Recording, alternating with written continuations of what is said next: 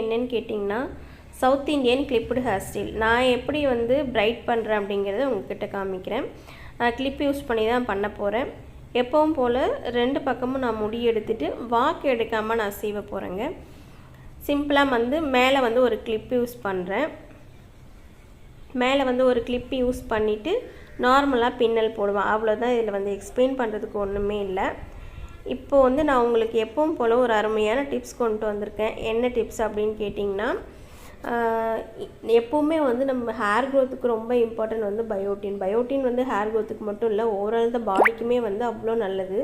So biotin எதெல்லாம் இருக்குது அப்படின்றத பார்த்துட்டு அதுக்கேற்ற மாதிரியான ஃபுட்டை வந்து நம்ம இன்டேக் எடுத்துக்கணுங்க. எப்போவுமே எக்ஸ்டர்னல் யூஸ் பண்ணணும் அப்படின்னு நான் சொல்லவே மாட்டேன். எப்போவுமே வந்து இன்டேக் தான் ஃபஸ்ட்டு ப்ரிஃபரன்ஸ் தரணும், அதுக்கப்புறம் தான் எக்ஸ்டர்னல் யூஸ் பண்ணணும். ஸோ வந்து நான் சொன்ன மாதிரி பயோட்டின் நிறைஞ்ச ஃபுட் வந்து நிறைய எடுத்துக்கோங்க.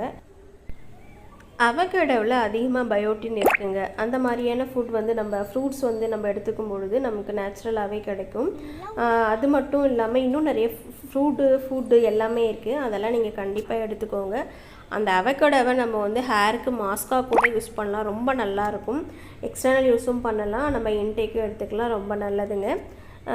இன்றைக்கான டிப்ஸ் வந்து இதாங்க.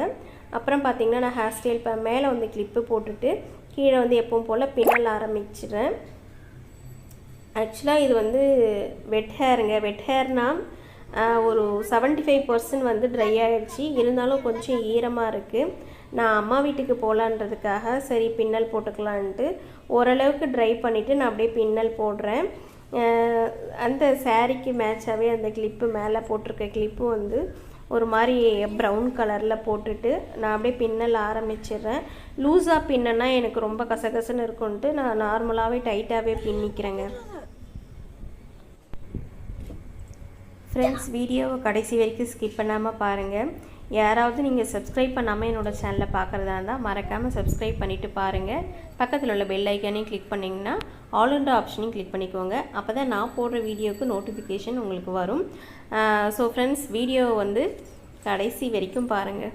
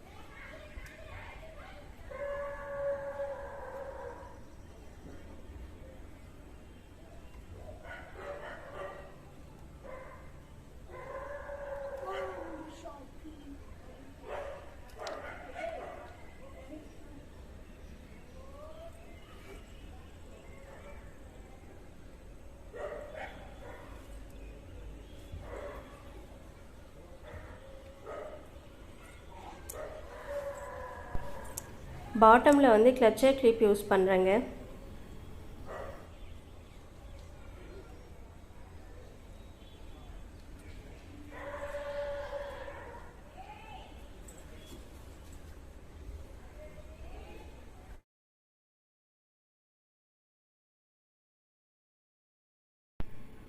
ஸோ ஃப்ரெண்ட்ஸ், இந்த வீடியோ, இந்த ஹேர் ஸ்டைல் உங்களுக்கு பிடிச்சிருந்ததுன்னா மறக்காமல் ஒரு லைக் பண்ணுங்கள் ஃப்ரெண்ட்ஸ். இதோட இந்த வீடியோ முடியுது.